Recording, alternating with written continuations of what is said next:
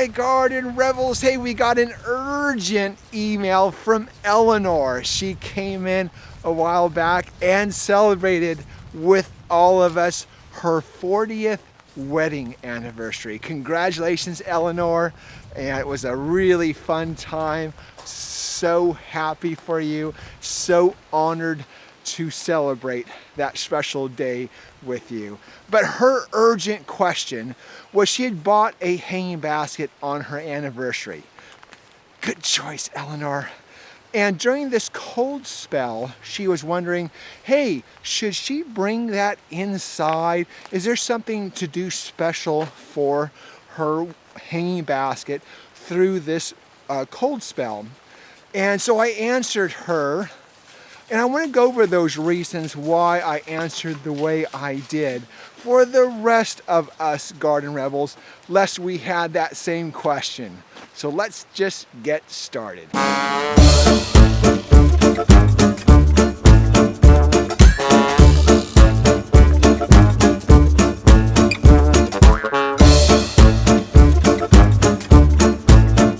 Now, Elinor's question really gets down to the question of risk.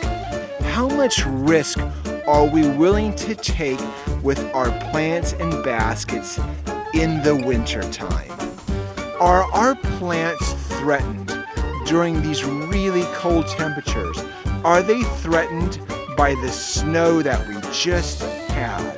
Now, the quick and easy answer is no. There was no risk at all during this icy, snowy time for baskets that if you had bought from the garden corner, you had no risk of it dying during that time. But beyond that, beyond the baskets from the garden corner, what makes a plant die from the cold weather? And usually it's this. Now, this past cold spell, we got down to the high 20s. Now for us, of course, that's really, really cold. But in the Midwest, that's where they take off their shirt and go for a run. But the point is that we had the moisture before the cold. And that's what really made the difference. If the plants were hydrated nicely, and in this Rebel basket, we have a nice water reservoir, so it was really well hydrated, that's what helped winter through the plants, as long as they were hydrated. Now it turns out Elinor did take down her hanging basket and brought it inside or in a protected area on the porch, and that's okay too. Now, one small important detail about that hydration. Sure, it was wet and then it got cold. It also takes into account soil volume. So when you have a small, cute hanging basket with less soil volume, it becomes more important that it's hydrated through the cold. Again, we had plenty of moisture before that cold came. The cold was a short period, and of course now we have rain. So this just weathered beautifully, and it was covered in snow during that time. Amazing, isn't it?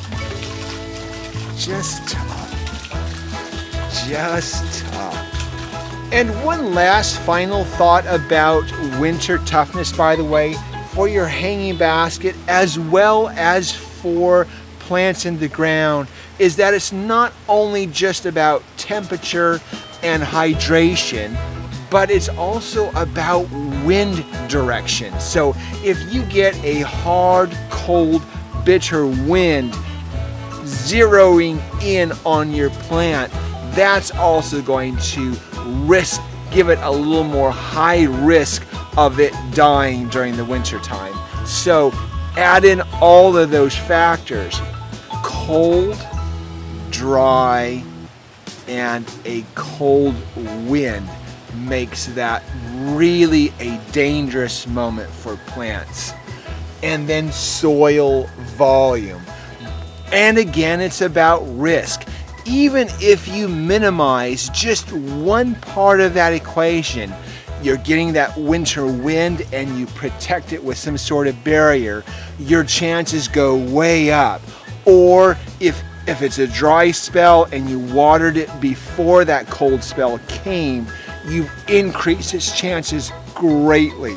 Or if you have a nice large hanging basket for the winter time, it's got plenty of soil volume, certainly you've increased its chances.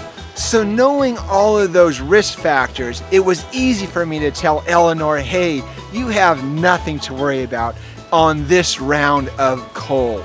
But keep in mind those 3 factors going into the next cold spell if we get one. So Elinor, thanks for sending that question along. By the way, for all of us, all of the rest of the Garden Rebels here too today, is if you have garden questions, certainly hit reply, send it over. I'll take a look at that. I'll certainly email you back, but it might be a great idea for the video to help the rest of our community.